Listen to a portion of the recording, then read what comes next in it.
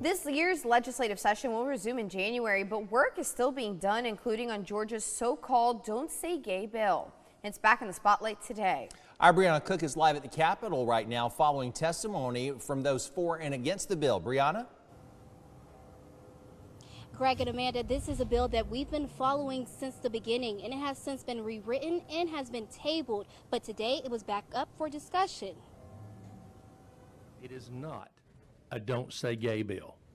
Senate Bill 88 has been nicknamed Georgia's Don't Say Gay bill. It requires zero gender-affirming conversations in school until a child reaches the age of 16. Senator Cardin Summers is the sponsor of the bill. He says its purpose is to protect Georgia children.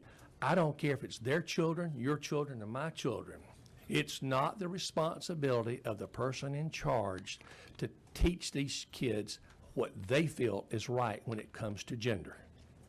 That's basically the crux of this bill.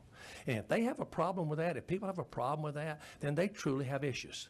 Because the reality of it is this is a child protection bill. The bill has been changed several times and has since been tabled due to discrepancies over the language. The first version of the bill would have restricted schools, camp counselors, and other authority figures from answering children's questions about gender identity or sexual orientation. A later version would have required all local boards of education to develop a policy for dealing with parental involvement and child privacy related to issues of gender identity. Now in a Senate committee on Wednesday about education and youth, students, teachers, and advocates testified to state leaders. Michaela Arciaga, Georgia Director of Advocacy, was in the meeting. She says she opposes the bill and says if they do plan on passing it, it needs to be seriously reworded. About this bill is it's not actually about not saying gay. I think it will go that direction.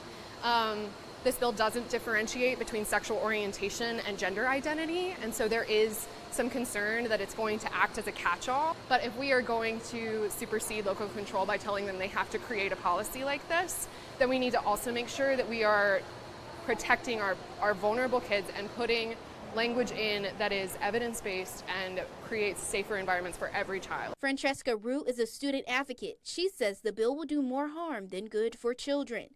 Students are individual, autonomous people with their own problems, their own character traits, and their own identities.